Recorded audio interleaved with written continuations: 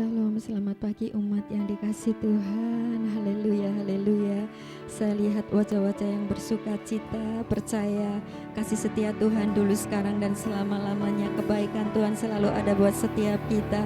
Haleluya, haleluya. Saya undang untuk bangkit berdiri dan berikan sorak-sorai buat Tuhan Allah kita, Allah yang mengasihi setiap kita, Allah yang setia. Haleluya, haleluya, haleluya. Mari kita datang di dalam doa. Bapa, kami mengucap syukur buat pagi hari ini.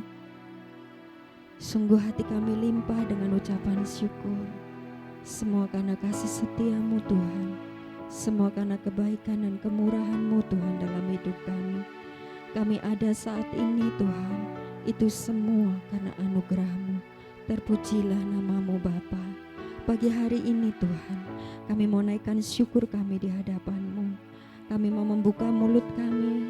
Kami mau naikkan puji-pujian bagi Engkau ya Bapa. Terimalah ucapan syukur kami Tuhan. Sebab kami tahu satu nama yang kami tinggikan, yaitu nama Yesus Kristus Tuhan. Ada di tengah-tengah kami, Allah yang akan memulihkan dan menjamah setiap kami. Terpujilah nama-Mu Bapa. Iralama hanaya ralama syanaya nananamo. Haleluya.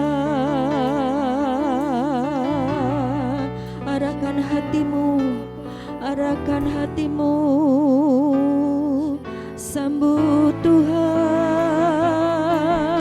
Haleluya. Engkau hadir di tengah-tengah kami ya Bapa. Kami menyambut kehadiran-Mu Tuhan. Kami menghormati kehadiran-Mu Yesus. Haleluya. Kami menghormati hadirat-Mu ya Bapa. Haleluya. Iralama hanaya naya ralama nanaya naya naya naya naya namo. Allah yang baik, Tuhan yang setia. Kami memuji-Mu, kami meninggikan nama-Mu. Haleluya, haleluya. Sembah, sembah Dia, agungkan namanya. Yesus Tuhan. Haleluya. Satu nama yang kami tinggikan, nama Yesus. Satu nama tempat pengharapan kami, nama Yesus.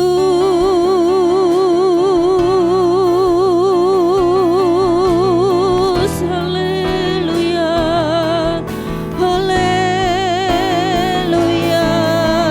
haleluya. Iralama hanaya ralama yaso, inaya naya ralama yase, ralama ya ralamo. Hormat bagi-Mu Tuhan, pujian bagi-Mu. Haleluya,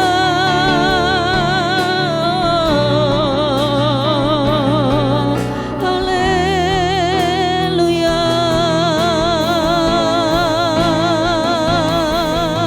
haleluya. Kalau segala-galanya dalam hidup kami ya Bapa. Iralabah ralama ralama ralama. Umat yang dikasihi Tuhan, dalam hadirat Tuhan saya persilakan untuk duduk kembali.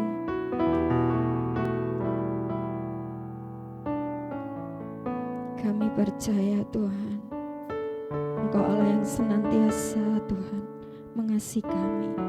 Engkau Tuhan yang tidak pernah menyerah atas hidup kami. Kau yang senantiasa memberikan kesempatan yang baru buat setiap ada di setiap musim kehidupan kami. Terpujilah nama-Mu Bapa. Hati kami menyembah, hati kami meninggikan Engkau Tuhan pagi hari ini. Dalam segala keadaan, waktu berlimpah maupun kurang, tetap Yesus yang mempesona hatiku. Dia beri damai dan kesempatan baru di setiap musim kehidupan. Waktu ku kuat maupun lemah, tetap Yesus yang mempesona hatiku. Dia beri hidup dan kesempatan baru. Sekali Yesus, selamanya Yesus. Harapanku takkan hilang, karena kasih-Nya sekarang ku ada. Oh Yesusku, ku cinta Kau selamanya. Mari umat Tuhan yang mengasihi Tuhan, percaya akan pujian ini. Dalam segala keadaan, amin. Waktu berlimpah maupun kurang, tetap Yesus yang mempesona hatiku. Dia beri damai dan kesempatan baru di setiap musim kehidupan. Waktu ku kuat maupun lemah, tetap Yesus yang mempesona hatiku. Dia beri hidup dan kesempatan baru. Sekali Yesus, selamanya Yesus. Harapanku takkan hilang, karena kasih-Nya sekarang ku ada. Oh Yesusku, ku cinta Kau selamanya. Sekali Yesus, selamanya Yesus. Harapanku takkan hilang, karena kasih-Nya sekarang ku ada. Oh Yesusku, ku cinta Kau selamanya. Dalam hadirat-Mu pagi hari ini Tuhan, kami mau menyatakan kami mengasihi Engkau ya Tuhan. Engkau segala-galanya dalam kehidupan kami Tuhan. Selama-lamanya kami mau menyembah Engkau ya Tuhan. Sumber pengharapan kami, sumber kekuatan kami. Kasih dan karunia-Mu berlimpah atas setiap kami ya Aba. Nyatakan ya Tuhan pagi hari ini ya Bapa, kasih-Mu atas setiap kami ya Bapa. Nyatakan kuasa-Mu pagi hari ini ya Bapa, mengalir dari tempat yang maha tinggi ya Tuhan. Iralah mahara la mahara lamo, iralah bahara la bahaya se, iralah mahara la mahara la mahara la mahara la bara la bara la bara la bara la bara la bara la, iralah bahana yang ana iralah mahara la bara la bara la bara la, sigara la bara la bahana iralah mahara iralah bara la bara la mo, iralah bah iralah mahana iralah mahara la mahara la mo. Mari umat Tuhan sendiri katakan sekali Yesus, sekali Yesus, selamanya Yesus. Harapanku takkan hilang, karena kasih-Nya sekarang ku ada. Oh Yesusku, ku cinta Kau selamanya. Sekali Yesus, selamanya Yesus. Harapanku takkan hilang, karena kasih-Nya sekarang ku ada. Oh Yesusku, ku cinta Kau selamanya. Sekali Yesus, selamanya Yesus. Mari umat Tuhan perdengarkan suaramu.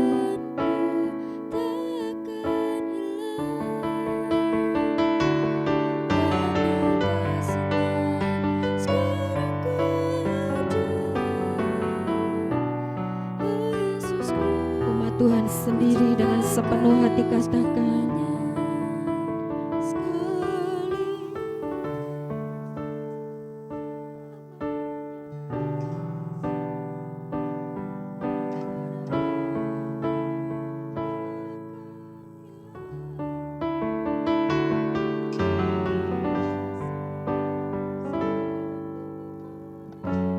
amin, amin.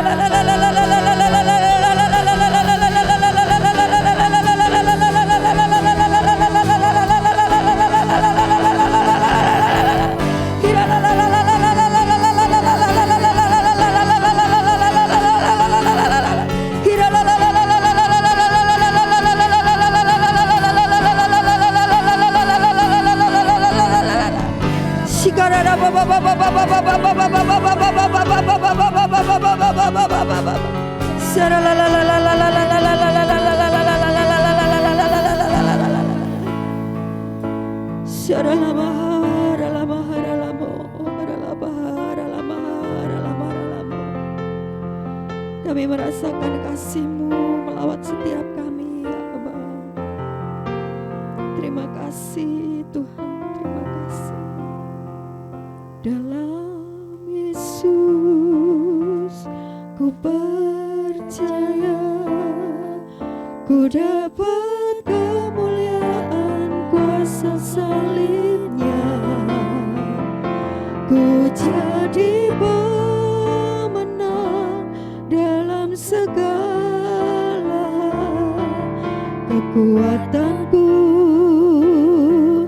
pengharapanku dalam Yesus. Ku percaya, ku dapat kemuliaan kuasa salibnya, ku jadi pemenang dalam segala hal.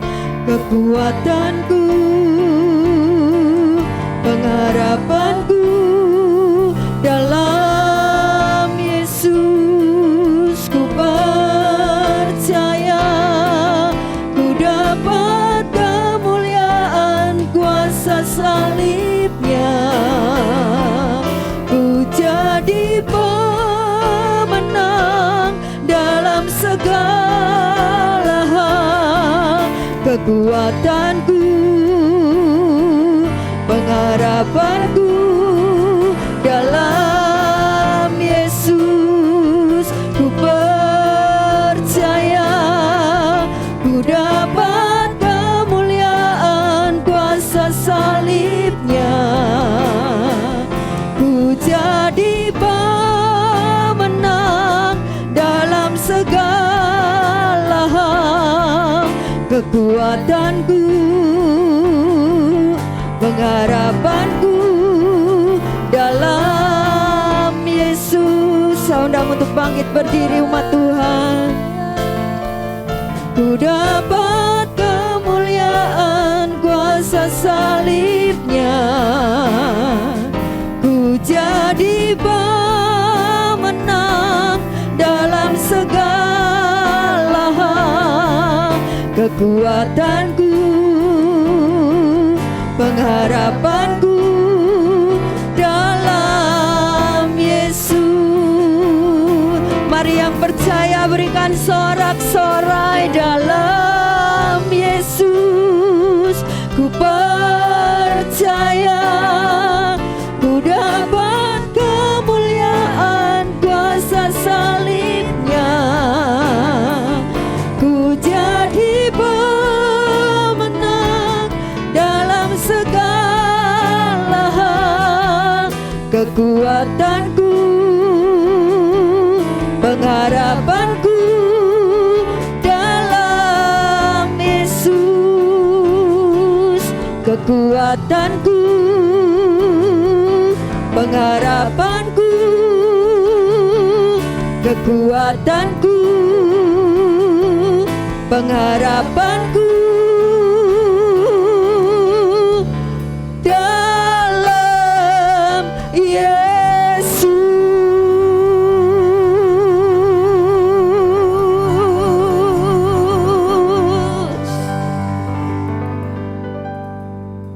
Kami bersyukur punya Allah seperti Engkau ya Bapa, sumber pengharapan kami. Kami bersyukur punya Allah seperti Engkau ya Tuhan, yang selalu memberi kesempatan yang baru buat setiap kami. Terima kasih Bapa, terima kasih buat kasih dan kuasa-Mu. Sebab itu kami mau meninggikan Engkau pagi hari ini. Nama di atas segala nama, nama Yesus Kristus Tuhan, Raja di atas segala raja, Tuhan yang kami sembah, Tuhan yang kami tinggikan. Mari umat Tuhan sorakan haleluya, haleluya, haleluya, haleluya, haleluya, haleluya. Kemuliaan, hormat, pujian hanya bagi-Mu Tuhan. Kami mau bersorak bagi nama Yesus pagi hari ini. Nama yang memberikan kami kemenangan. Di dalam nama Tuhan Yesus, mari umat Tuhan yang mau bersorak dan memuji Tuhan sama-sama katakan amin. Haleluya, haleluya.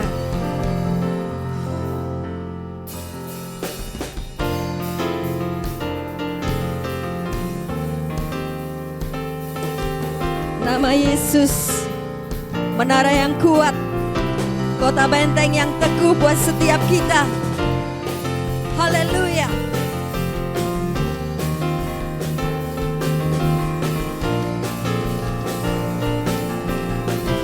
Mari bangkit, bangkit, serukan nama Yesus.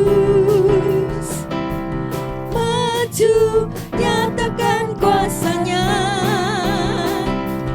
Kita buat iblis gemetar, kalahkan tipu dayanya. Amin. Mari kita bangkit, bangkit, serukan nama Yesus. Maju, nyatakan kuasanya. Kita buat iblis gemetar, kalahkan tipu dayanya. Dengan kuasa namanya, nama Yesus, nama Yesus, menara yang kuat. Nama Yesus, kota benteng yang teguh. Nama siapa? Nama Yesus, kalahkan semua musuh.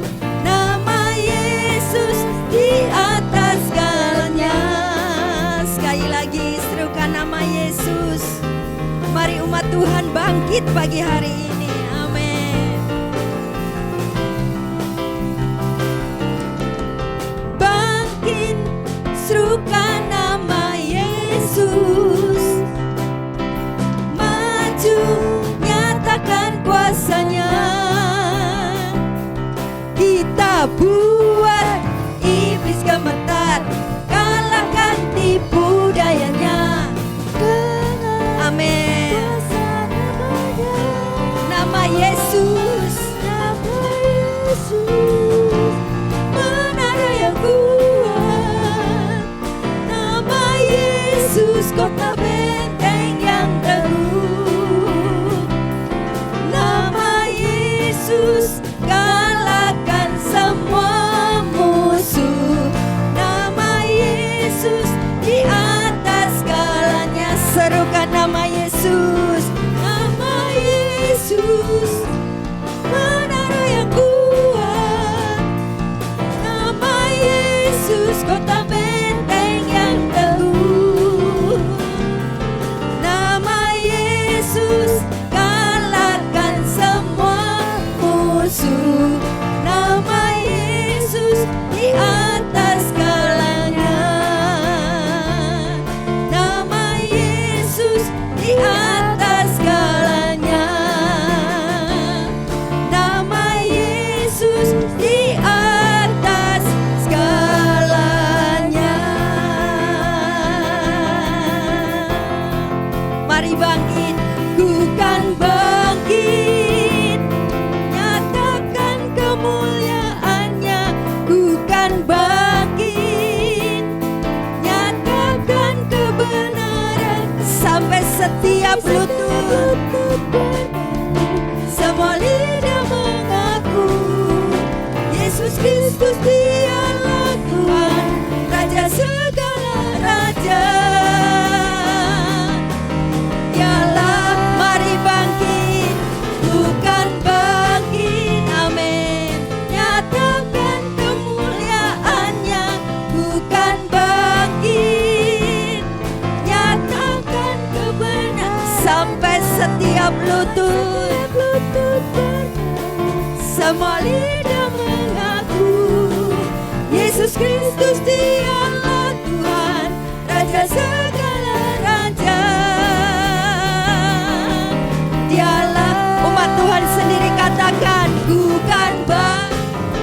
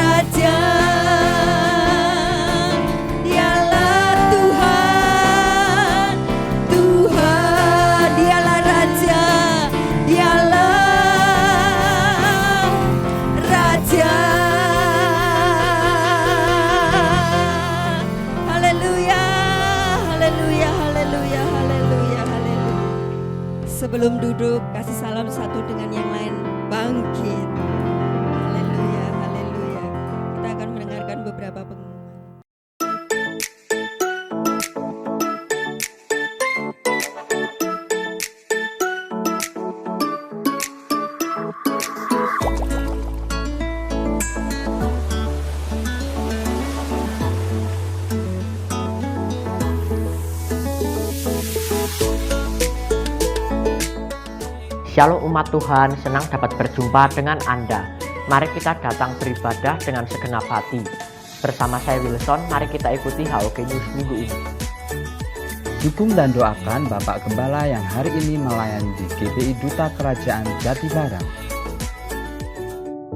Telah berpulang ke rumah Bapak Parman Parsono, ayah dari PDP Yefta Suhartoyo, pada Sabtu 27 Januari 2024 dan telah dimakamkan pada Sabtu 27 Januari 2024. Mari kita berikan dukungan dan doa bagi keluarga yang ditinggalkan. Tak terbatas kasih-Mu, tak terduga jalan-Mu. Alami kuasa dan hadirat Tuhan dalam Morning Call yang diadakan setiap Selasa, Kamis, dan Sabtu jam 6 pagi melalui Zoom. Adik-adik jangan lewatkan Cool Kids ya, besok Rabu 31 Januari jam 4 sore melalui Zoom.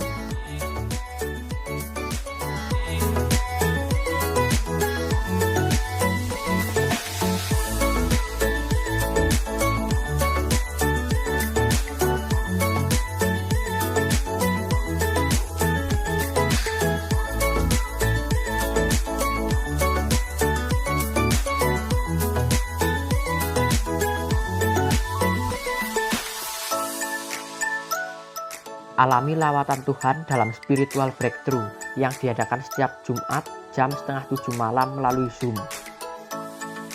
Mengingatkan bagi seluruh pelayan Tuhan, MDBJ Pusat akan diadakan pada Sabtu 3 Februari jam setengah 10 pagi di rumah Bapak Yahya.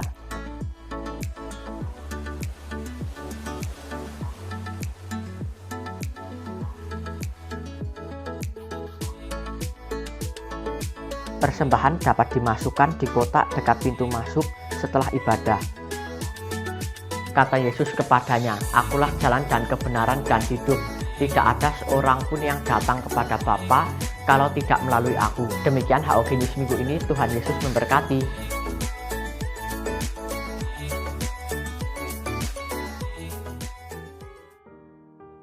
Shalom saudara. Hari-hari ini kita sedang hidup di akhir zaman sambil menantikan kedatangan Tuhan Yesus yang semakin dekat. Matius 24 ayat 3-14 dan Lukas 21 ayat 7-19 memberitahukan kepada kita tanda kedatangan Tuhan Yesus dan kesudahan dunia. Tanda-tanda seperti penyesatan, deru perang, bencana alam, kelaparan, penyakit sampar, dan penyiksaan terhadap umat percaya disebutkan agar kita dapat mewaspadainya, bersiap dan bertahan sampai akhir. Nah, dalam VOP kali ini kita akan membahas tentang penyesatan yang terjadi di akhir zaman menjelang kedatangan Tuhan Yesus. Penyesatan telah terjadi sejak zaman Perjanjian Baru dan terus berkembang hingga hari ini. Salah satu penyesatan yang ada saat ini dan cenderung masif datang dari kelompok yang menyebut diri mereka sebagai Gereja Tuhan yang Maha Kuasa, atau dalam bahasa Inggris dikenal sebagai Eastern Lightning atau Almighty God Church, dan dalam bahasa Mandarin yaitu Jianengsen Xiaohui.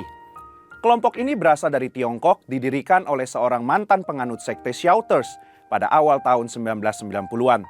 Gerakan ini telah menyebar ke seluruh dunia seperti Amerika Serikat, Eropa, dan negara-negara Asia seperti Indonesia.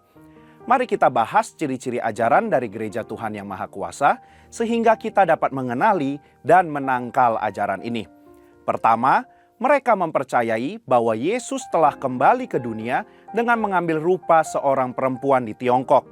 Mereka beranggapan bahwa Tuhan perlu datang ke dunia dengan rupa seorang perempuan agar karya keselamatannya sempurna, yaitu mencangkup laki-laki dan perempuan.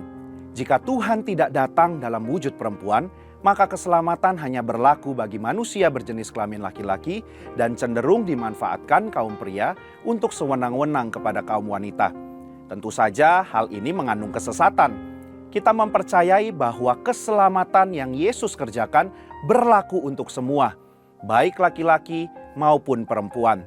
Kedua, mereka beranggapan bahwa kedatangan Yesus yang pertama hanya menebus manusia dari dosa-dosa dan tidak menghilangkan tabiat dosa. Sehingga misi Yesus pada kedatangan yang kedua ini adalah untuk menghilangkan tabiat dosa dalam diri manusia yang belum dikerjakan Yesus pada kedatangannya yang pertama. Hal ini mengandung kesesatan karena tabiat dosa manusia akan dihilangkan dalam peristiwa glorification, yaitu saat gereja dijemput Yesus di awan-awan permai sebagai mempelai wanitanya untuk perjamuan kawin anak domba. Selain itu, saat kedatangannya yang kedua, kita akan rapture untuk menyongsong Dia.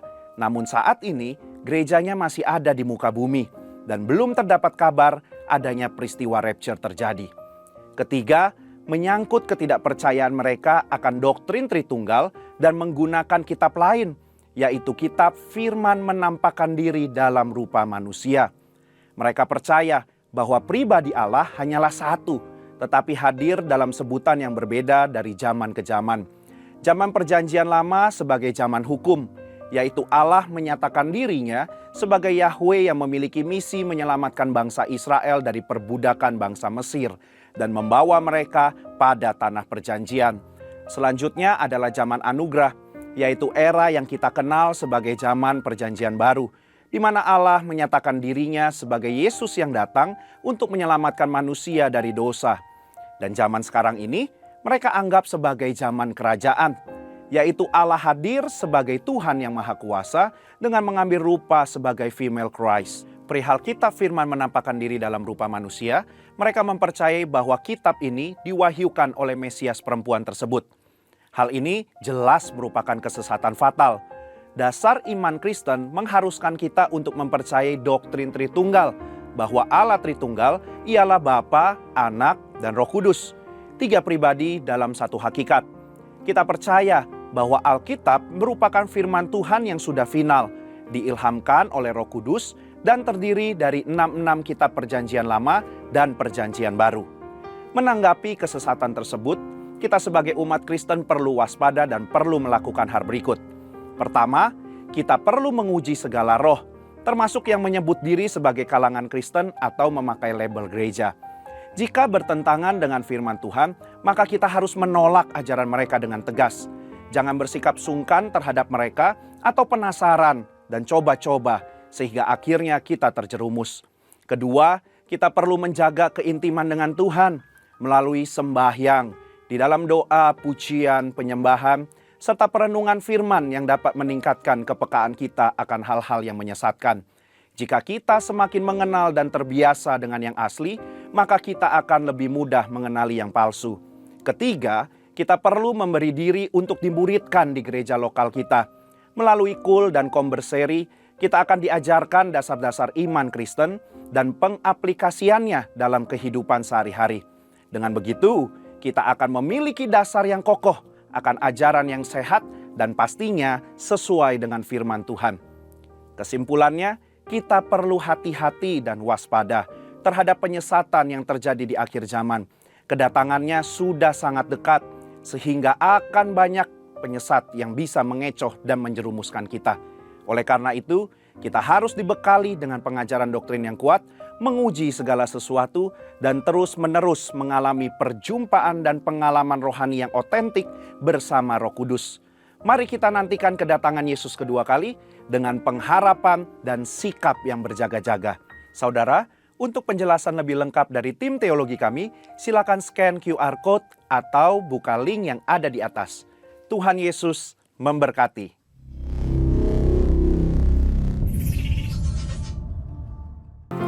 Tuhan, mari saya undang bangkit berdiri. Kita akan sama-sama berkatakan apa yang dimaksud dengan Pentakosta ketiga.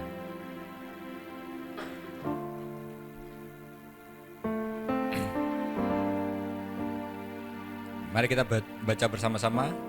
1. Pentakosta ketiga adalah pencurahan Roh Kudus yang dahsyat di zaman ini, melebihi yang terjadi di Azusa Street. 2. Pentakosta ketiga akan mengakibatkan penuaian jiwa yang terbesar dan yang terakhir sebelum Tuhan Yesus datang kembali. 3. Pentakosta ketiga akan membangkitkan generasi Yeremia, yaitu anak-anak muda yang dipenuhi Roh Kudus, cinta mati-matian kepada Tuhan Yesus, tidak kompromi terhadap dosa, dan akan bergerak untuk memenangkan jiwa. 4. Pentakosta ketiga lahir di Indonesia dan bergerak ke bangsa-bangsa. Gerakan ini dari timur ke barat dan akan kembali ke Yerusalem. 5. Pentakosta ketiga akan memberi kuasa untuk menyelesaikan amanat agung, dan setelah itu Tuhan Yesus datang kembali. Kita berikan tepuk tangan sukacita bagi Allah kita. Kita akan juga sama-sama berkatakan apa yang visi Tuhan di tahun 2024 ini bagi gereja kita, bahwa tahun ini adalah tahun untuk bangkit jadi teranglah. Mari dengan penuh semangat, dengan penuh iman kita katakan, tahun 2024 tahun untuk bangkit jadi teranglah. Sekali lagi, tahun 2024 tahun untuk bangkit jadi teranglah. Kita berikan tepuk tangan sekali lagi bagi Allah kita. Mari kita naikkan doa syafaat. Bapa, kami bersyukur Tuhan untuk kesempatan pagi hari yang indah ini Tuhan. Kami boleh merasakan hadirat-Mu ada di tengah-tengah kami Tuhan. Kami boleh semakin diperbarui iman percaya kami ya Bapa. Kami semakin lagi bersemangat di dalam Engkau Tuhan. Terima kasih juga untuk penyertaan-Mu Tuhan dalam seminggu yang sudah kami lewati. Kami sungguh merasakan ada kasih-Mu, ada berkat-Mu di dalam kehidupan kami ya Bapa. Terima kasih Tuhan. Pagi hari ini Tuhan, kami mau secara khusus kami mau berdoa menopang untuk para pemimpin rohani kami Tuhan. Mereka yang sudah Engkau tetapkan di atas kami Tuhan. Kami berdoa dan menopang untuk Ketua BPP GBI Pendeta Dr. Rubin Adi Abraham, untuk Ketua BPD GBI Jateng Pendeta Andreas Budi Utomo, untuk Ketua Perwil Semarang Pendeta Fauzi Mangarana, juga untuk Bapak dan Ibu rohani kami Tuhan, Pendeta Dr. Insinyur Niko Nyotoraharjo yang ada di Jakarta, untuk Ibu Pendeta Mulyanti Suwarna di Purwokerto, terlebih untuk Gembala Sidang di tempat ini Tuhan, Pendeta Timotius Andi Cahyono. Bapak, kiranya Engkau yang memberkati hamba-hamba-Mu ini lebih dan lebih lagi Tuhan. Pakai mereka untuk boleh menjadi berkat bagi umat-Mu, mempersiapkan umat-Mu menjadi umat yang layak dan berkenan di hadirat-Mu Tuhan. Terus pakai mereka lebih dan lebih lagi ya Tuhan. Dimanapun mereka Engkau tempatkan, nama Tuhan boleh semakin ditinggikan. Tanda-tanda heran dan ajaib menyertai pelayanan hamba-hamba-Mu ini ya Tuhan. Terus tambahkan visi yang baru bagi kehidupan hamba-hamba-Mu ini Tuhan. Mereka boleh menyatakan kebenaran firman-Mu lebih lagi. Terima kasih ya Tuhan. Kami bersyukur untuk hamba-hamba-Mu ini, para pemimpin-pemimpin rohani kami. Berkati juga keluarga demi keluarga hamba-hamba-Mu ini Tuhan. Kami yakin dan percaya mereka semua ada di dalam perlindungan Tuhan yang sempurna. Apapun yang mereka perlukan kiranya Tuhan yang cukupkan. Apapun yang mereka perbuat, Tuhan sendiri yang buat berhasil.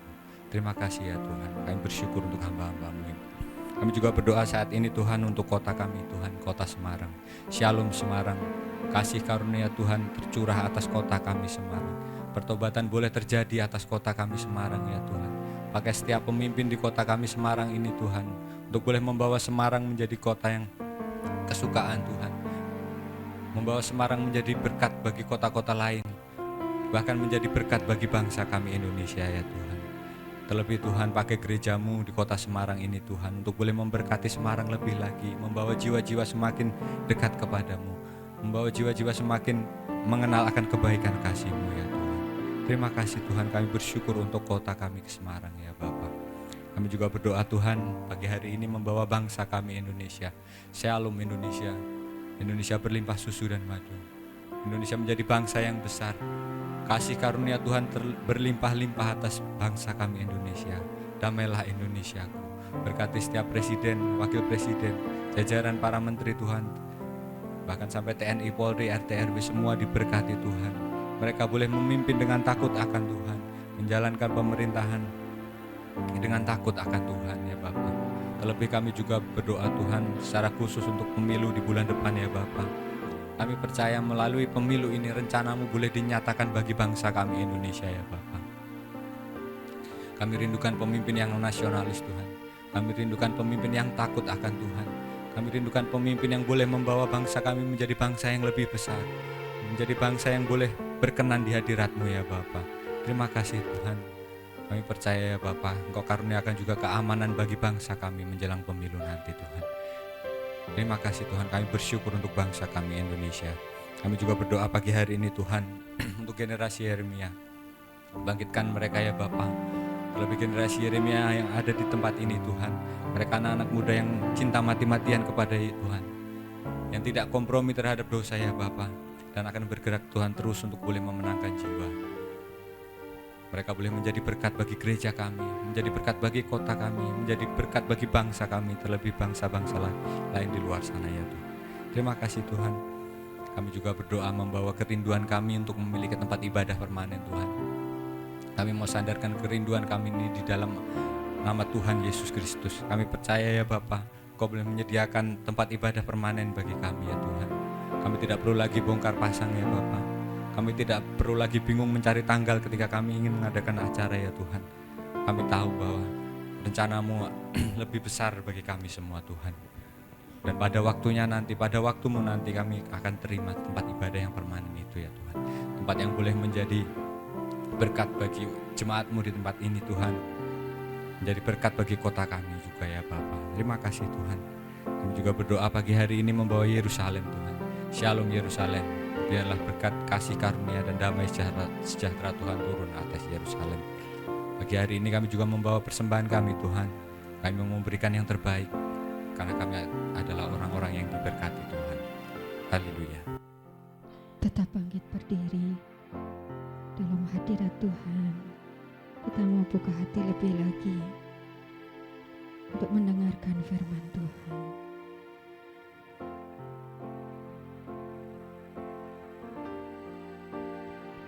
Ku kagumi caramu mencintaiku.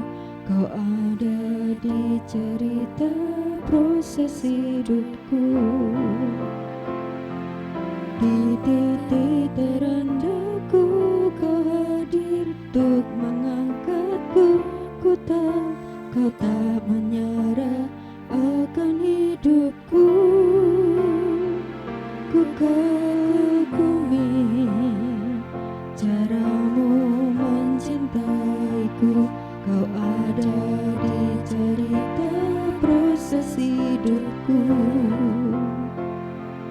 Di titik terendahku Kau hadir untuk mengangkatku. Ku tahu Kau tak menyerah akan hidupku. Tak terbatas kuasa-Mu, tak terduga cara-Mu.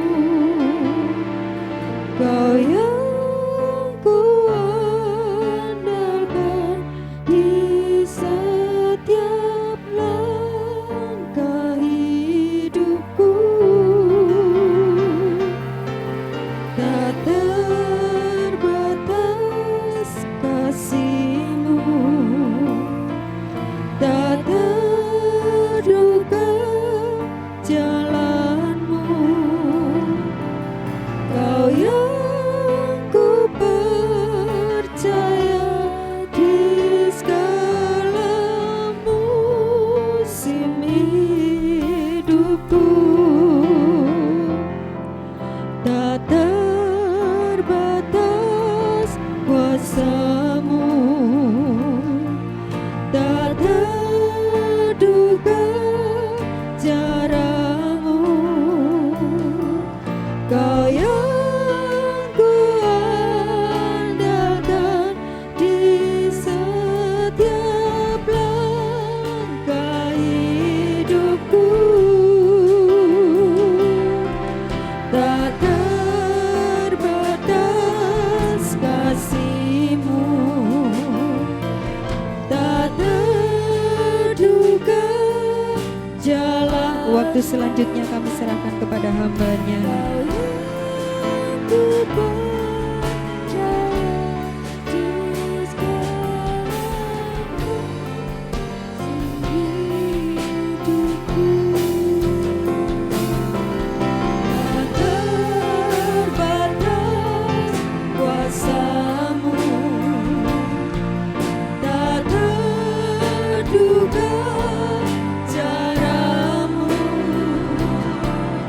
Kau yang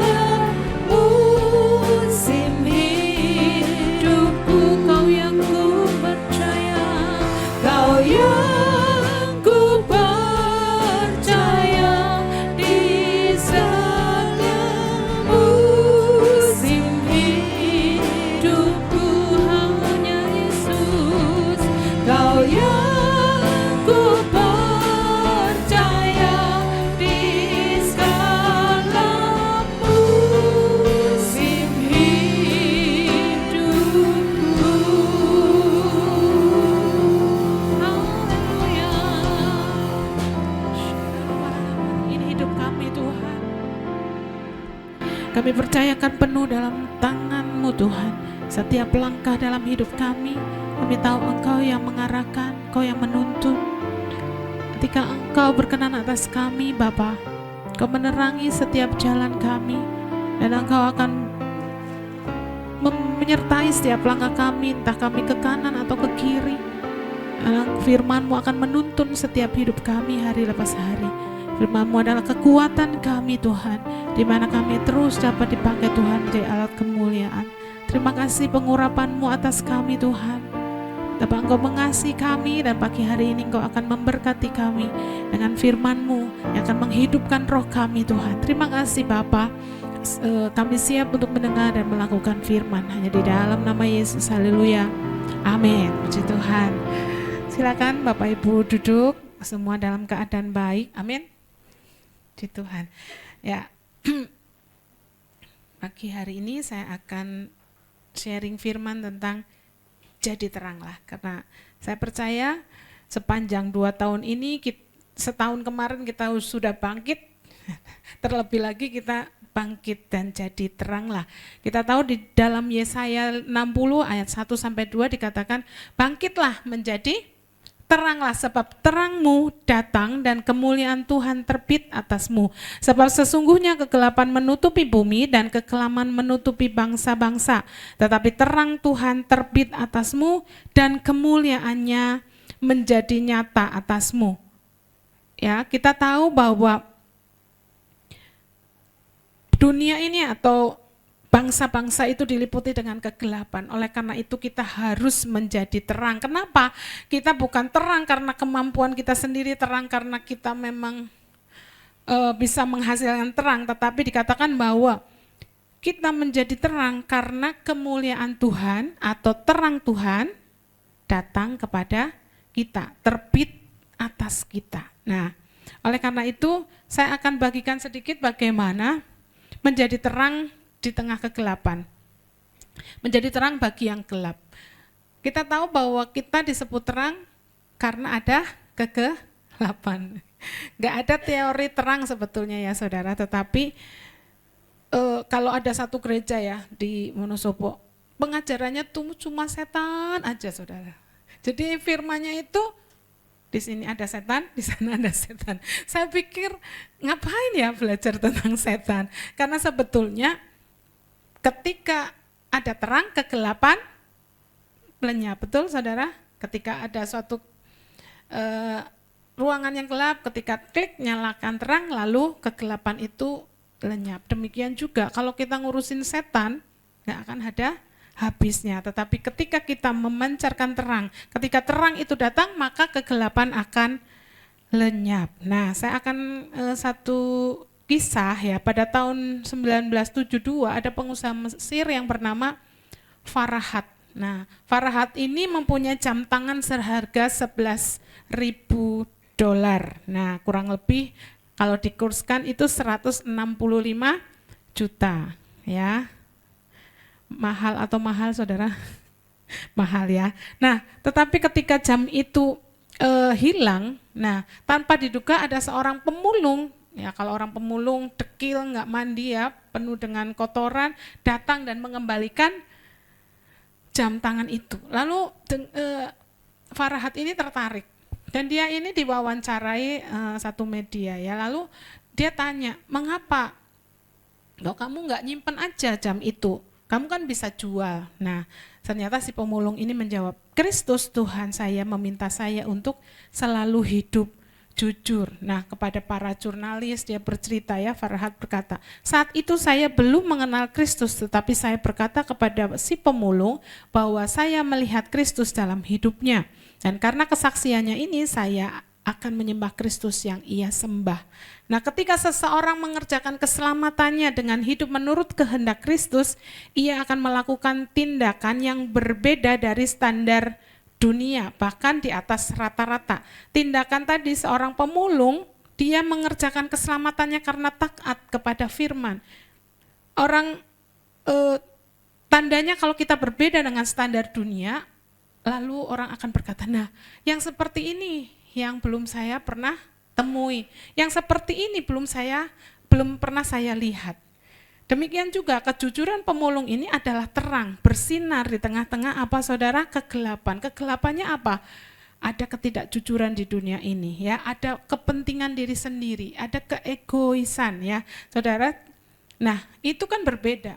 Kalau umumnya orang nemu nggak ada yang punya dan tahu harganya itu mahal, ya bisa dijual, kan haknya yang nemu ya saudara. Contohnya seperti itu, dan setiap tindakan kita yang dilakukan dalam nama Kristus akan memuliakan namanya, karena dikatakan bahwa terang Tuhan terbit atas kita, dan ketika kita menjadikan diri kita Allah Tuhan, kemuliaan Allah dinyatakan, karena kita ini buatan Allah, diciptakan dalam Kristus Yesus untuk apa saudara? Melakukan pekerjaan baik yang dipersiapkan Allah sebelumnya, dan Tuhan mau kita hidup di dalamnya. Saudara,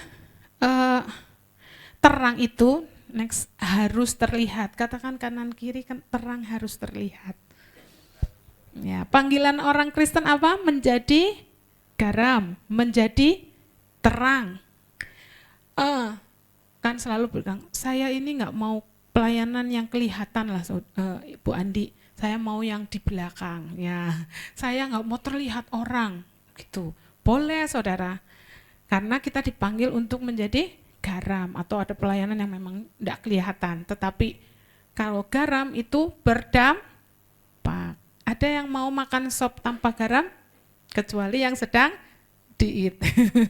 Yang diet, yang tensinya tinggi aja nggak pernah mau ngurangi garam ya saudara. Nah ternyata panggilan orang Kristen yang pertama menjadi garam, hasilnya adalah dampak yang besar, sekalipun tidak terlihat. Tetapi jangan lupa kita dipanggil untuk menjadi terang. Nah terang itu harus terlihat, terang nggak bisa disembunyikan.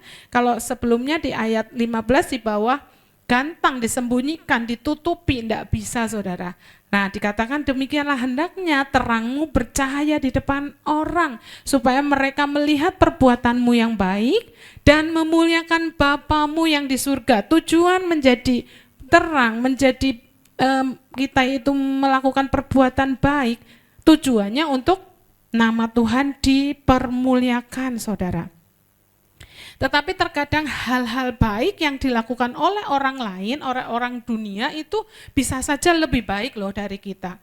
Ya saudara, oleh orang-orang yang di luar Kristus. Tetapi seperti ada teman saya, jemaat di Wonosobo, waduh ketika papa saya meninggal ini ya, orang-orang malah teman-teman saya nggak datang dalam Tuhan. Tetapi malah orang-orang Buddha, orang-orang luar yang belum percaya Kristus, mereka giat menyempot saya.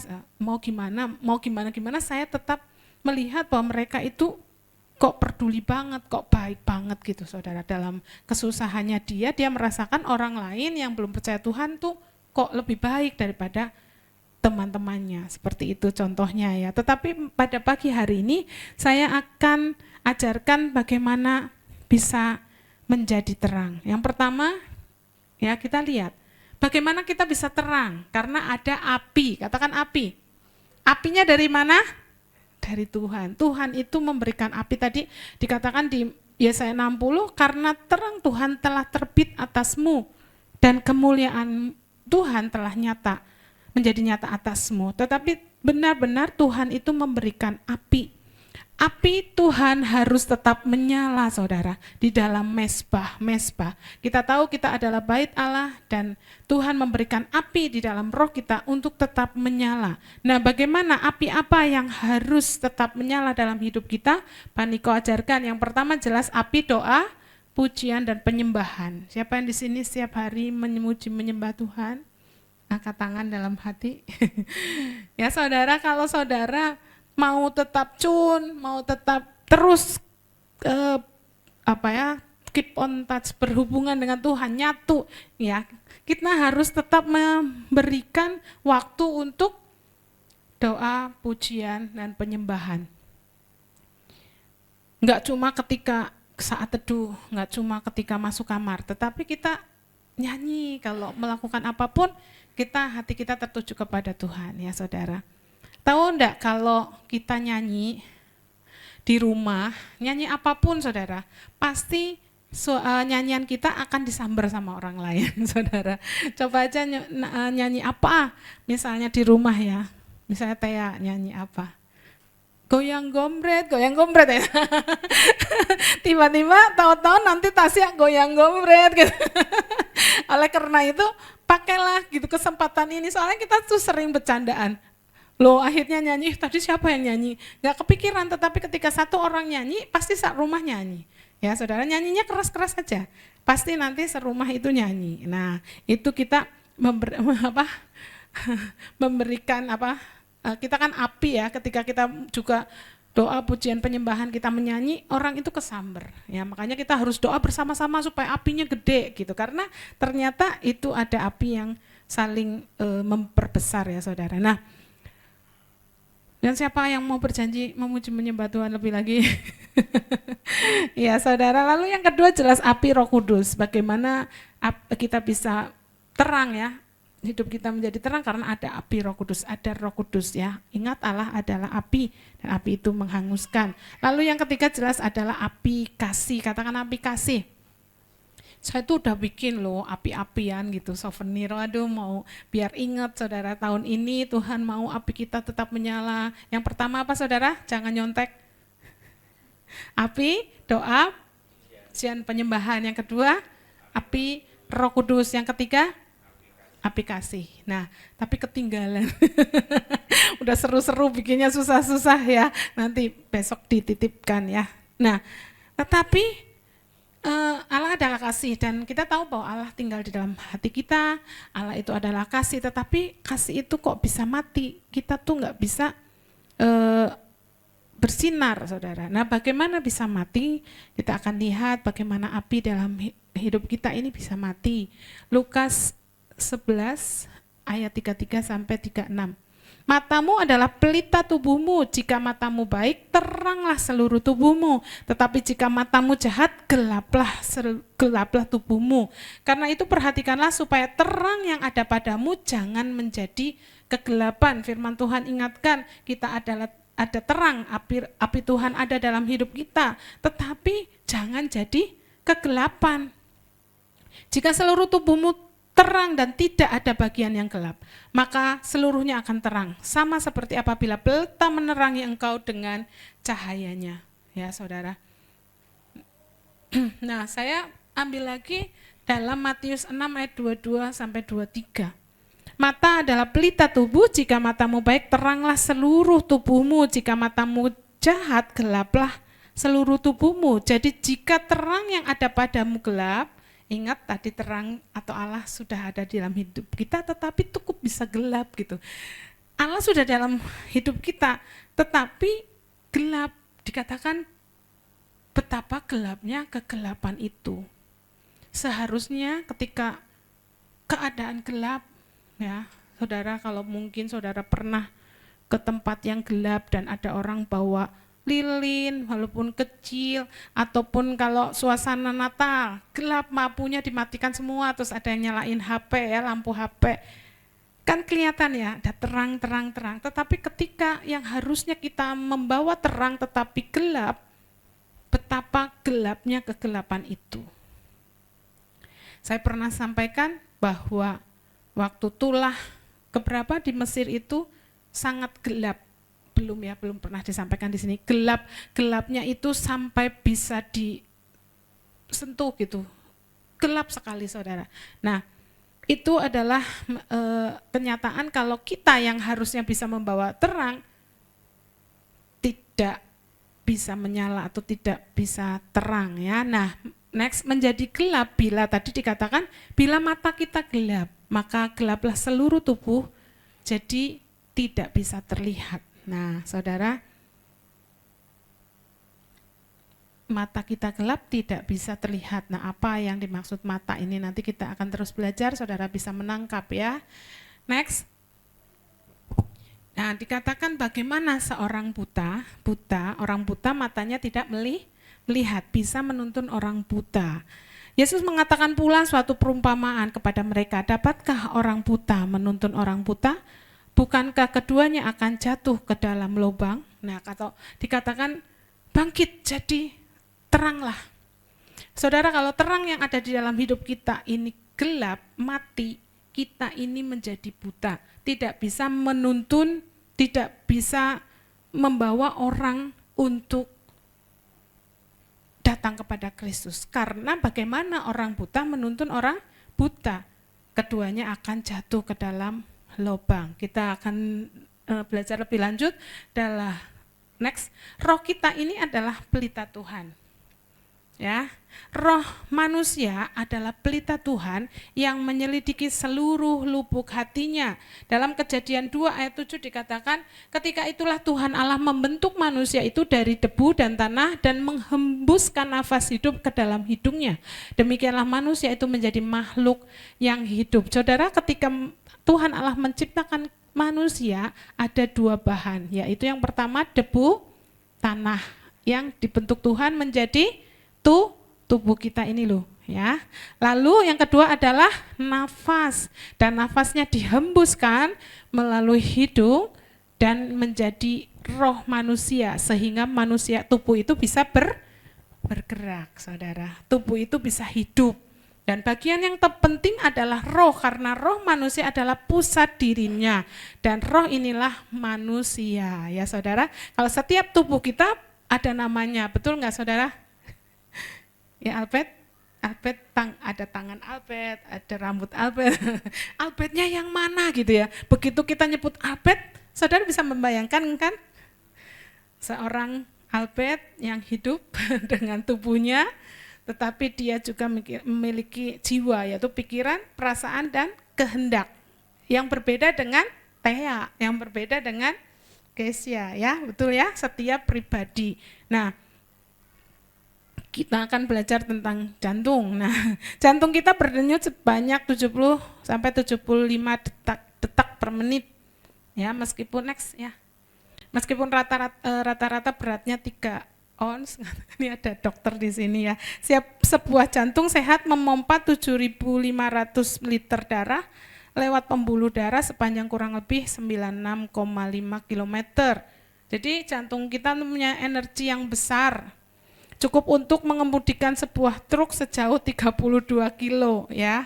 Jika saya salah dikoreksi karena ini kalau ini browsing karena ini tahu betapa kerja jantung itu luar biasa, dan dikatakan bahkan kalau sepanjang hidup kita jaraknya dapat seperti perjalanan pulang pergi ke bulan. Sebuah jantung yang sehat dapat melakukan hal-hal yang luar biasa. Sebaliknya jika jantung kita gagal berfungsi, seluruh tubuh kita akan mati ya. Sebetulnya kalau setiap orang yang meninggal pasti karena jantung, betul enggak dokter? Karena jantungnya berhenti. Oke ya, nah saya akan bawa ini untuk saudara melihat. Demikian juga ini tadi ya, jantung mempunyai sesuatu yang sangat penting dalam tubuh kita, karena kalau jantung kita gagal berfungsi, tubuh kita akan mati. Demikian juga hati rohani kita. Kalau bahasa Indonesianya itu heart. Nah, kalau bilang, aduh jantungku deg-degan gitu, saudara. Jantungnya deg-degan. Kalau bilang, lo yang deg-degan jantung ya. Tetapi kalau bilang hatiku jatuh cinta di mana? Di jantung sama di hati? Katanya di hati mana? Hati di sebelah mana saudara? Gak mungkin ya kalau kita bilang jantung itu maksudnya tuh hati kita ya saudara. Nah, secara bahasa Indonesia kata heart memang berarti jantung, tetapi dalam Alkitab itu artinya hati. Nah, hati ini mewakili pusat emosi, pikiran, dan nalar kita. Jadi hati ini pusat komando dari hidup kita.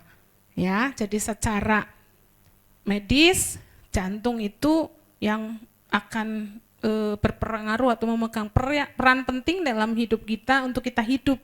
Tetapi secara Alkitab atau firman Tuhan yang terpenting adalah hati, ya.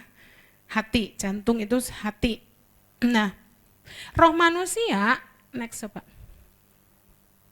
Roh manusia itu pelita Tuhan yang ditaruh di tubuh manusia. Pelita ini senantiasa memiliki hati, pikiran, ucapan, dan perbuatan. Itulah mengapa ketika seseorang berbuat dosa, dia itu nggak tenang, nggak bisa tidur, takut ya. Padahal sudah ngumpet di bawah di bawah apa saudara? Di bawah ranjang, tetapi tetap ketahuan sama Tuhan. Karena Engkaulah yang membuat pelitaku bercahaya, Tuhan Allahku, menyinari kegelapan. Ya, seperti ini kemarin disampaikan Pak Yahya juga nih, Mazmur ini ya Pak Yahya ya. Firman-Mu itu pelita bagiku dan terang bagi jalanku. Dan pelita yang disebut dalam Mazmur 18 ayat 29 itulah dibicarakan adalah tentang hati nurani. Hati nurani itu ada di dalam roh manusia. Next ya.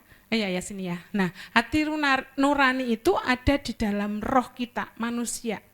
Jadi Tuhan berikan nafas, yang itu roh yang menyatu dalam tubuh disebut roh manusia. Disitulah ada hati nurani. Sampai sini bisa ngikuti ya. Nah, ketika manusia jatuh dalam dosa, ya itu hati nuraninya ini bisa rusak, nggak murni lagi. Disebut mati rohani, dan Yesus datang untuk mengembalikan hati nurani kita seperti apa yang Tuhan rancangkan semula, hati nurani yang murni, hati nurani yang seperti dimiliki Allah. Nah, selanjutnya tanggung jawab kita sebagai orang percaya untuk mengisi nesama atau roh kita itu dengan firman Tuhan yang adalah pelita, ya. Firman itu pelita yang akan menerangi seluruh hati kita, saudara. Nah, dengan demikian manusia bisa melakukan apa yang Tuhan mau, apa yang Tuhan perkenan, yang baik menurut Allah, yang berkenan dan yang sempurna. Next, jika hati kita bersih, maka bersih pula pikiran kita. Jika pikiran kita bersih, maka bersih pula perkataan kita. Dan jika perkataan kita bersih, bersih pula perbuatan kita. Nah, jadi tadi seperti jantung berperan penting atas kehidupan manusia, hati adalah kontrol yang utama dalam diri manusia, memegang peranan penting dalam hidup kita. Karena itu firman Tuhan dibilang, jagalah hatimu dengan segala kewaspadaan, karena dari situlah terpancar kehidupan, ya. Jadi firman Tuhan katakan bahwa banyak orang berkata pikiranlah yang akan menentukan jalan hidupnya, tetapi firman Tuhan katakan hatilah yang menentukan, bukan pikiran kita, ya. Karena tetapi yang jadi bahaya, hati kita ini sangat lemah, katakan lemah. Hati ini adalah bagian yang terlemah dari manusia. Hati ini adalah bagian yang paling rapuh, saudara. Saudara tahu kalau seorang yang berotot atau Rambo sekalipun, saudara, yang gagah perkasa, ototnya besar sekali, tetapi kalau hatinya diserang, dia bisa kalah, saudara. Makanya kalau penjahat-penjahat, kalau siapa yang suka nonton film penjahat menyerang bukan lakonnya itu tetap kuat perkasa, akhirnya dia culik anaknya, dia culik istrinya supaya hatinya lemah. Kalau aku mati nggak apa-apa, jangan anakku, jangan istriku. Betul enggak? Karena penjahat ini tahu apa yang melemahkan hatinya. Saudara pernah lihat TikTok atau YouTube ada laki-laki yang gede banget, gagah, terus dia takut dengan jarum suntik yang kecil, dia teriak-teriak, saudara, karena hatinya takut. Ya, saudara, sekalipun gagah perkasa, tetapi hatinya kecil, hatinya takut. Nah, iblis tahu cara menyerang Bapak. Bukan Bapak nggak bisa diserang, Yesus nggak bisa diserang, dia serang anaknya. Karena Tuhan mengasihi kita. Ketika anaknya diserang, yaitu kita, ya, hati Tuhan tuh sedih.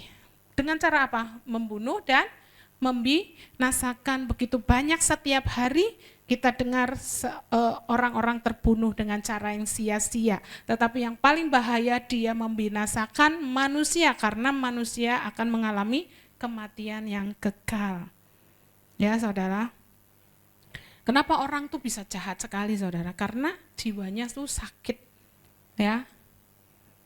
Jiwanya sakit, oleh karena itu dia bisa jahat, saudara. Iblis tuh serang hati manusia. Nah, tadi jiwa itu pikiran, perasaan dan kehendak itu ditaruh di dalam roh kita ya. Nah, kita akan cek and recheck. Kita ini sebetulnya hidup dalam terang atau gelap. Kalau kita hidup dalam gelap tidak bisa menjadi terang seperti tadi. Kalau kita hidup dalam gelap, mata kita gelap, nggak mungkin kita akan membawa orang dunia yang masih dalam kegelapan. Bagaimana orang buta menuntun orang buta? Dua-duanya akan jatuh dalam jurang, dalam lubang ya. Nah, 1 Yohanes 2 ayat 9 sampai 10. Barang siapa berkata bahwa ia berada dalam terang tetapi ia membenci saudaranya, ia berada dalam kegelapan sampai sekarang. Saya akan berhenti di sini dulu. Jadi dikatakan berada dalam terang bukan perasaan. Berada dalam terang bukan hanya pengetahuan. Kalau aku ini anak Tuhan, otomatis aku tinggal di dalam terang, tetapi dikatakan bahwa kalau kamu membenci saudaramu, kamu sebenarnya tidak di dalam terang. Ya. Jadi ini yang harus diingat saudara. Lanjut, bagaimana barang siapa mengasihi saudaranya, ia tetap berada di dalam terang dan di dalam dia tidak ada penyesatan. Kalau tadi dikatakan awas, hati-hati dengan gereja yang maha kuasa. Saudara pernah lihat kalau saudara mau nonton film rohani Kristen, film Kristen rohani apa film rohani Kristen? Film rohani Kristen, saudara search di YouTube ya, saudara akan keluar Almighty Church ya. God Almighty Church apa gereja Tuhan yang maha kuasa. Hati-hati, itu film tentang sesat, tadi kesesatan. Bukan dari pengajaran dari luar yang akan menyesatkan pikiran saudara. Ternyata penyesatan itu bisa di dalam diri kita saudara. Penyesatan itu akan membawa kita hidup mudah tersesat. Karena tadi di dalam kegelapan kita ada penyesatan. Dikatakan ya, barang siapa mengasihi saudaranya, ia tetap berada di dalam terang dan di dalam dia tidak ada penyesatan. Berarti kalau orang yang ada dalam terang tidak ada penyesatan. Tetapi sebaliknya orang yang membenci saudaranya, tadi dikatakan ia berada dalam kegelapan, ada penyesatan, dia mudah tersesat saudara. Jadi ukuran membenci atau tidak mengasihi, benci itu seperti apa sih saudara? Ayo mulai membenci dari apa? Saudara mulai benci seseorang itu karena apa contohnya? Awalnya kecewa, disakiti, oke? Tidak suka bisa nggak jadi benci? Bisa. Apalagi? Iri hati, betul? Terus apalagi saudara Ciswin bisa menjawab, bisa nggak suka gitu sama orang itu, lama-lama benci itu dari apa? Sebetulnya dari hati kita yang nggak suka, tapi kan pasti hatinya ada luka, ada nggak setuju, ada pernah bertikai, tidak sepaham, tidak satu pikiran. Kok jadi kita nggak suka ya sama itu? Kok jadi aku tuh kayaknya nggak nyambung sama itu. Mula-mula seperti itu bisa aja saudara. Ya, aku kok kalau ngobrol sama dia nggak nyaman ya. Terus kita menjauhkan diri, nggak suka. Terus kita mulai cerita mungkin sama yang lain ya saudara. Tetapi tadi bahaya saudara, karena kalau kita mulai mengembangkan perasaan tidak suka, iri hati ya saudara, mengembangkan perasaan kecewa, jadi sakit hati, dendam, roh pahit, akhirnya ada penyesatan dalam hidup kita. Nah dikatakan selanjutnya, tetapi barang siapa membenci saudaranya, ia berada di dalam kegelapan dan hidup di dalam kegelapan. Ini diulang-ulang saudara. Ia tidak tahu kemana ia pergi karena kegelapan itu telah membutakan matanya. Tadi dikatakan mata yang gelap. Sebetulnya karena memang bisa saja karena memang gelap keadaannya, tetapi juga karena ada penyesatan di dalam dirinya. Ya saudara, jadi dua hal yang berbeda. Next, kalau di dalam gelap maka saya tidak tahu kemana saya pergi, karena saya tidak tahu jalan karena gelap. Tetapi di sisi lain saya ini membawa sumber penyesatan, baik untuk diri sendiri ataupun orang lain. Hati-hati saudara, bukan sekedar tadi bidat-bidat atau hal-hal lain ya saudara, saksi Yehova. Oh kalau saksi Yehova saudara tahu, oh pendirinya orang yang sakit hati saudara. Makanya orang bermula menjadi sesat karena dalam dirinya ada kesesatan, yaitu membenci orang lain saudara, tidak mengampuni seorang lain ya. Jadi begitu pentingnya masalah hati saudara. Next. Siapa yang ada di dalam gelap tadi? Orang yang hatinya rusak. Gimana kita akan tadi cek and recheck, saya ini ada dalam gelap atau terang. Ketika saya tidak mengampuni saudaraku, bukan masalah yang sepele, tetapi itu masalah yang mengerikan saudara, karena ternyata kita tidak di dalam terang kita, tetapi kita ada di dalam kegelapan. Orang-orang yang hatinya gelap adalah orang-orang yang hatinya rusak, saudara.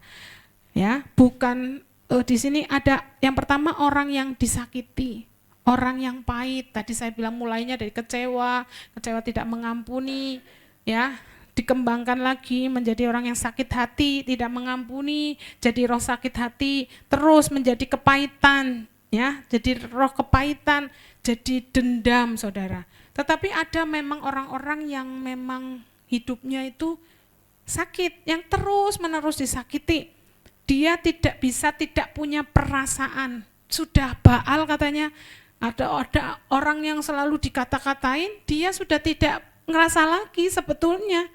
Saudara, karena dia sudah pahit, dia sudah tidak punya perasaan sakit bahkan, karena udah Baal gimana, sudah nggak terasa lagi karena setiap hari disakiti. Nah hati-hati saudara, bahkan orang yang seperti itu ada ya kisah, mamahnya pergi, ada bayi 1 tahun saudara, 1 tahun sudah diperkosa terus sama papahnya sampai besar, dianiaya. Terus waktu dia ada adiknya, adik tiri atau apa ya, pokoknya dia punya adiknya tuh dia pelampiasannya tuh sama adiknya juga sama dia dianiaya terus, disiksa terus ya. Nah bisa loh saudara, orang yang terus menerus disakiti dia bisa tidak punya perasaan dan bisa jadi psikopat ya. Sekarang kalau saudara lihat film-film psikopat, kalau mukulin orang aja nggak pakai perasaan lagi ya saudara. Kita sebetulnya digiring untuk melihat hal-hal seperti itu ya. Contohnya aja film Jawa yang kemarin nonton film Jason siapa itu, saya aja udah tahu, waduh ini kalau pukulin orang udah nggak pakai perasaan saudara ya.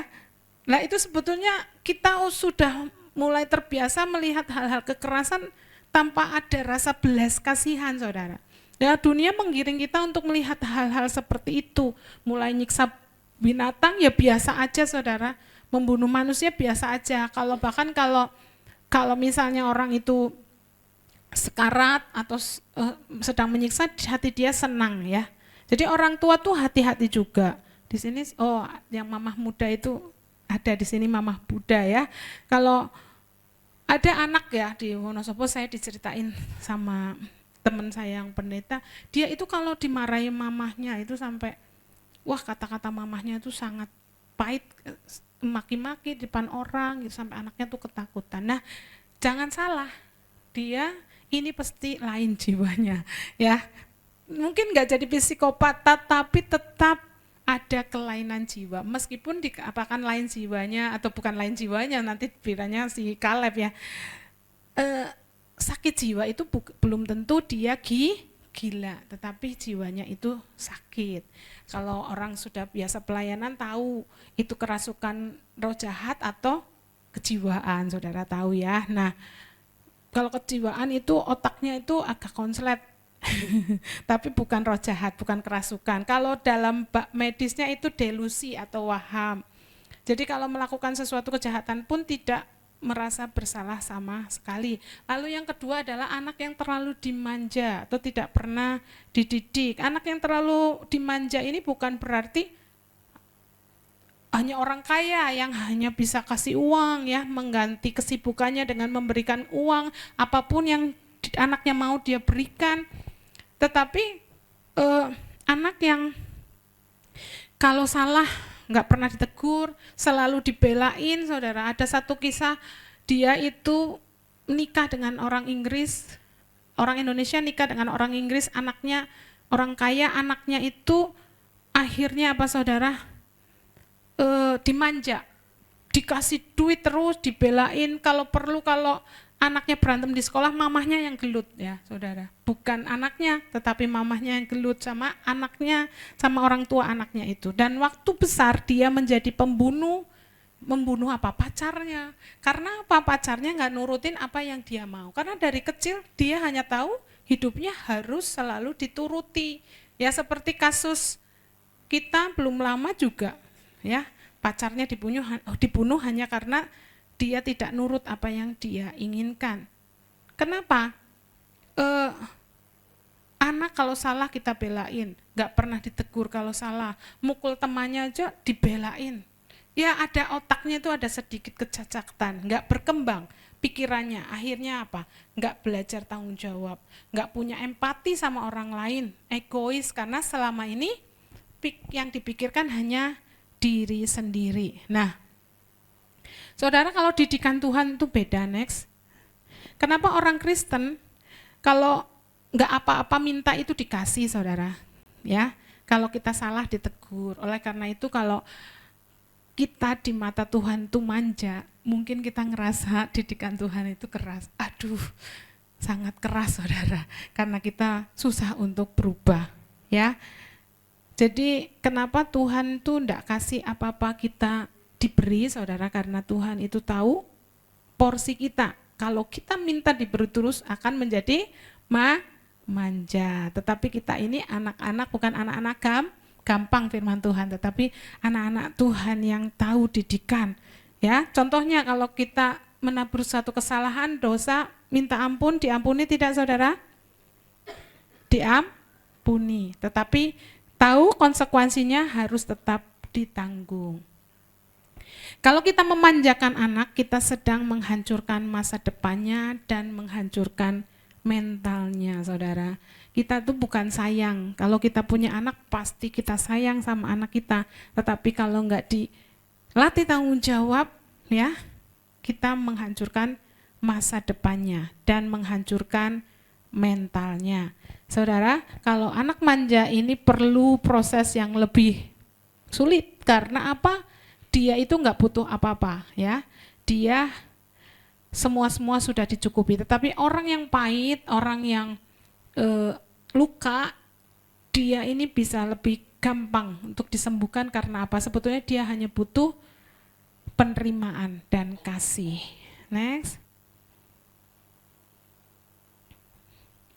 Kalau kita tahu bagaimana kalau sakit jiwa, tanda petik ya, bagaimana orang yang sudah hatinya luka, hatinya pahit, hatinya juga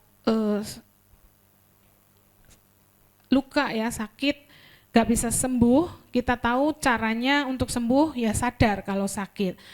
Ada seseorang yang sakit mentalnya tuh agak parah saudara.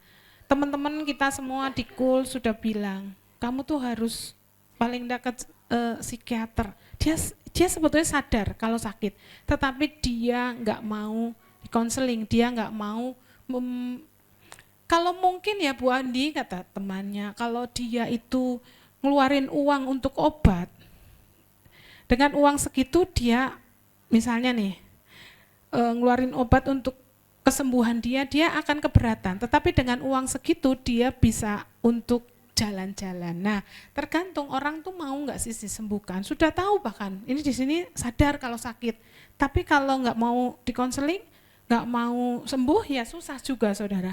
Oleh karena itu kalau kita sadar kita sakit, kita rendah hati dan mau dikonseling, kita jelas jujur, mau dituntun, jelas mau melepaskan pengampunan, datang sama Tuhan, ya nggak mengasihi diri, nggak playing victim ya. Tetapi juga yang terutama nggak cuma didoakan, tetapi dia harus berjuang. Berjuang apa saudara? Untuk berbuah. Tuhan nggak serta-merta mengubah hati kita, tetapi kita juga harus berjuang untuk mengubah pikiran kita. Untuk apa saudara? Untuk melakukan firman, semua itu butuh perjuangan. Kalau kita harus menghasilkan buah kesabaran, pasti kita harus berjuang untuk belajar menguasai diri, contohnya seperti itu. Nah, ada ini sedikit hanya pengetahuan, ada beberapa sakit kejiwaan, saudara, jelas sakit jiwa itu tidak bisa menjadi terang, ya. Ada orang yang kegeeran, saudara. Di sini nggak ada ya, saudara. Jadi semua berpikir dia naksir dia, saudara. Jadi kalau jalan pun dia merasa paling cantik mungkin. Nah, segala sesuatu yang kelebihan itu ya sakit jiwanya ya, saudara. Jadi dia GR tingkat tinggi. Lalu ada orang yang selalu berhalusinasi. Saudara pernah ketemu orang ini? Pernah saya beberapa orang gitu. Kalau cerita tuh besar-besar tinggi-tinggi kisahnya, saudara. Pernah suatu kali dia ngumpulin pas ada pertemuan hamba-hamba Tuhan di Wonosobo, terus dia minta waktu, minta izin sama seorang hamba Tuhan, lalu dia bilang, saya ini ring satunya Pak Jokowi, gitu. Nanti kalau ada apa-apa ngomong saja sama saya, gitu. Nah sekarang ternyata memang orang ini suka halu, ada KKR-nya Pak Niko Banjarnegara, ini saya loh panitianya gitu. Ini saya loh, ayo Tea jadi artis yuk, saya nanti yang akan promosikan misalnya. Semua ditawarin jadi artis karena dia tahu link-linknya bagaimana bisa mempromosikan seorang artis, contohnya seperti itu. Tapi ketika kita tahu dia suka berhalu, ya sudah ya saudara. Nah saudara, ternyata halu ini bukan bohong saudara. Kalau saya belajar gini, oh halu itu memang dia itu di pikirannya tuh cuma itu. Aku lebih pinter loh dari Einstein ya. Memang nggak bohong karena di pikirannya cuma itu. Jadi memang dia sakit. Nah bahaya kalau seorang dokter ini bisa berhalu. Sakitnya tumor jadi cancer ya, tumor jinak jadi cancer. Nah lalu ada orang yang suka menyendiri, nah bahaya. Kalau menyendiri orang memang introvert ya senang menyendiri, tapi nanti ditutupi kamarnya itu nanti dilakban semuanya hitam. Nah itu juga hati-hati ya saudara. Nah oleh karena itu mari bawa sorga ke rumah kita. Jangan hanya memikirkan oh jadi orang Kristen nanti aku mati masuk surga. Tetapi kesempatan kita ini untuk menjadi terang, kita bawa surga ke rumah kita. Apa sih surga? Ya kasih, pengharapan, pertolongan bagi banyak orang. Bawa kasih kepada seluruh keluarga, teman-teman, lingkungan di mana kita tinggal. Ya, next. Hati manusia itu rapuh dan kita jangan mau menjadi alatnya iblis untuk melukai hati orang. Dari kita ya. Tetapi kita juga nggak bisa menuntut orang lain untuk menyakiti kita. Oleh karena itu firman Tuhan, jaga hati kita supaya penuh dengan kasih Allah. Ya, oke, terakhir. Bagaimana jadi terang? Lah, jiwa kita harus sehat, saudara. Hati kita harus sembuh, nggak sakit jiwa lagi, saudara. Bukan berarti gila tadi ya. Memiliki kerendahan hati, Pak Niko bilang kita harus tinggal dalam hadirat Tuhan, banyak sembahyang. Ya, kita benar-benar tinggal di dalam terang ketika hati kita ini penuh dengan kasih, pengampunan, saudara. Tidak membenci saudara kita, tidak simpan dendam, tidak mementingkan diri sendiri. Ya, biarlah api Tuhan, api kasih tetap menyala dalam hidup kita. Amin untuk firman Tuhan. Saya undang Bapak Ibu untuk bangkit berdiri.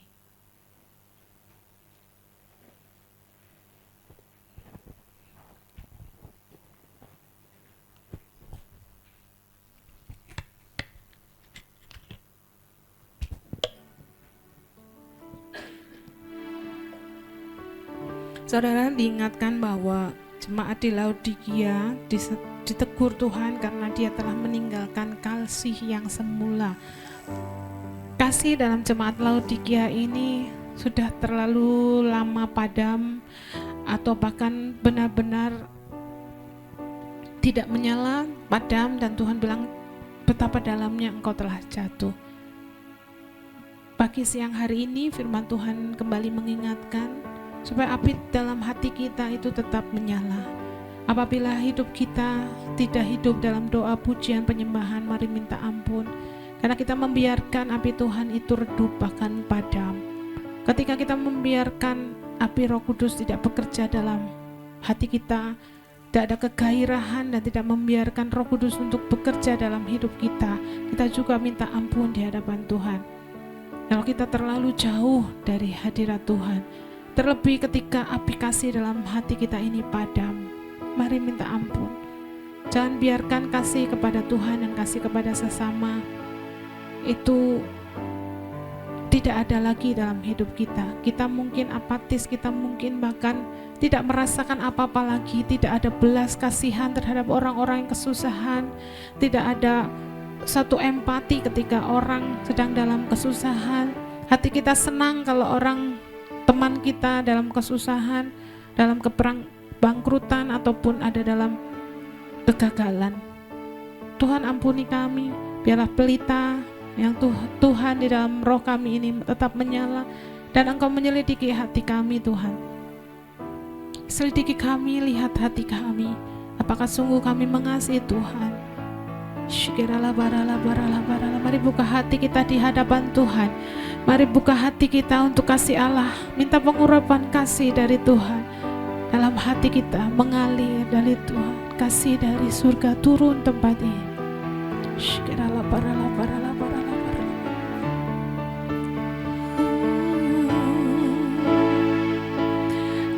Kasih dari surga memenuhi tempat ini. Kasih dari Bapa surgawi. Kasih dari Yesus mengalir di hatiku, membuat damai di hidupku. Mengalir kasih dari tempat tinggi, mengalir kasih dari tata Allah Bapa, mengalir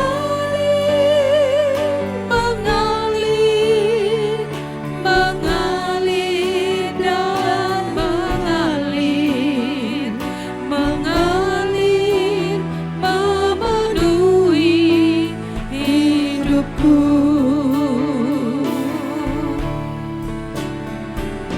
Mengalir kasih dari tempat tinggi, mengalir kasih dari tata Allah Bapa,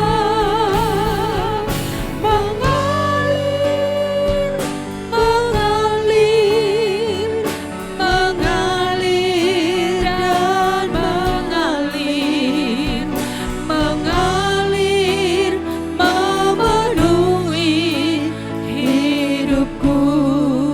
Mari terus responi firman Tuhan. Kalau dalam hati kita tidak ada rasa lagi ketika kita berdoa, memuji, menyembah Tuhan, kau sedang kehilangan kasih kepada Tuhan. Mari bangkitkan kasih, api kasih kepada Tuhan lebih lagi, supaya ketika kita menyanyikan pujian, kita merasakan kebaikan Tuhan dan hal hadir memberkati kita. Hati kita tersentuh. Kalau saudara sudah lama gak nangis dalam hadirat Tuhan, mari minta kasih Allah memenuhi hati kita, karena kita merasakan kebaikan Tuhan, merasakan bahwa Allah baik, dan kita bisa bersyukur untuk semua perbuatan Tuhan atas hidup kita. Syukur Allah bala. Mari buka hati, biarkan Tuhan menyentuh hati kita, biarkan Tuhan menjamah dan kembali membangkitkan api kasih kepada Tuhan dan api kasih kepada sesama kita.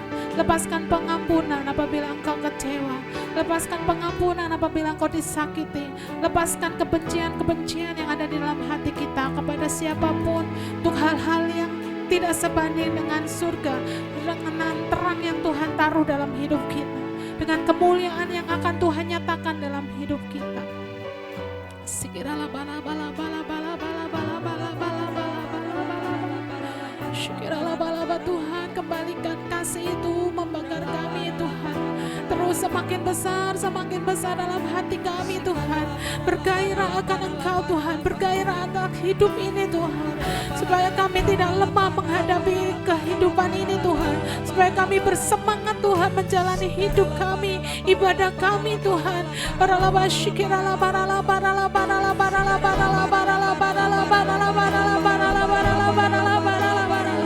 Alirkan kasih-Mu di tengah kami, menghidupkan kami ya Tuhan.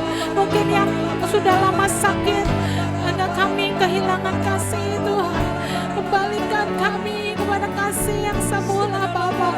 Kiralah semua tubuh kami lemah Tuhan. Kembalikan semangat yang di dalam kami. Tulang-tulang kami dibangkitkan Tuhan menjadi kuat kembali Tuhan. Kiralah berkati kami gereja-Mu Tuhan. Berkati dengan kehadiran-Mu. Berkati dengan api-Mu membakar kami pagi hari ini Tuhan. Kiralah mengalir kasih-Mu dari tempat ini. Yang kami kehilangan kasih kepada pasangan kami, orang tua kami, anak-anak kami, kembalikan Tuhan. Kami butuh kasih-Mu lebih lagi Tuhan. Kami butuh kasih-Mu untuk jiwa-jiwa di luar sana ya Abba, ya Bapa. Ini doa kami, bangkitkan gereja-Mu menjadi terang Tuhan.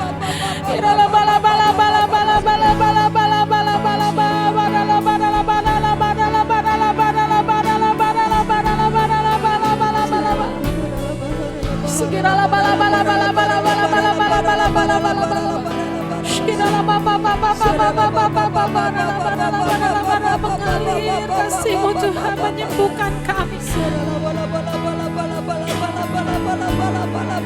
Mengalir membeban hati kami Tuhan. Kami mau tinggal di dalam terang Tuhan. Kami mau menjadi terang Tuhan.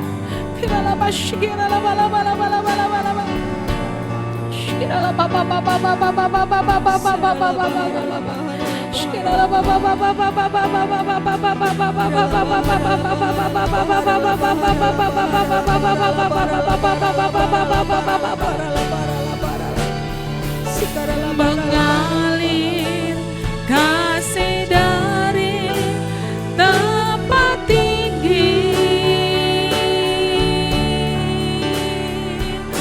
mengalir kasih dari tata alam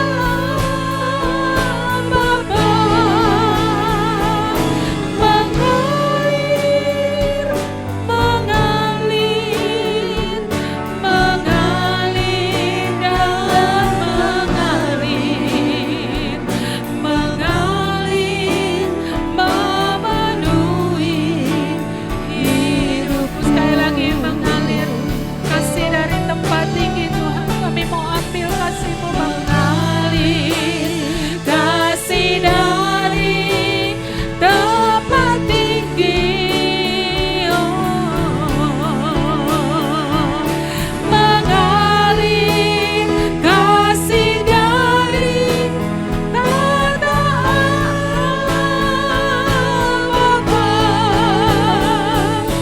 mengalir, mengalir dan mengalir, mengalir, memenuhi hidupku. Mengalir, mengalir, mengalir, mengalir,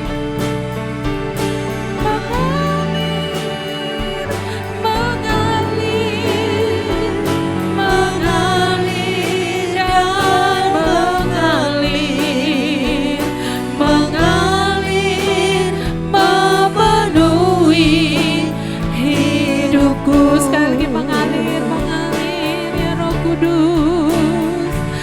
Mengalir, mengalir, mengalir dan mengalir, mengalir, memenuhi hidupku.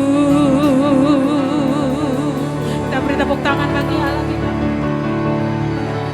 Sekarang angkat tangan kita di hadapan Tuhan. Biarlah saudara pulang dengan tidak menjadi sama seperti engkau datang, tetapi hatimu dipenuhi dengan kasih Allah.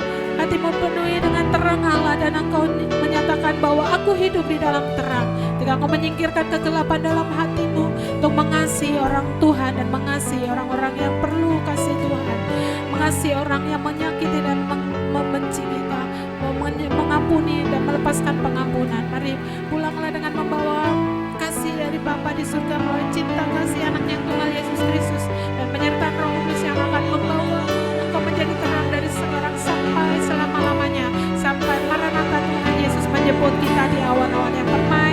Setiap kita yang menerima berkat Tuhan katakan amin. Puji Tuhan.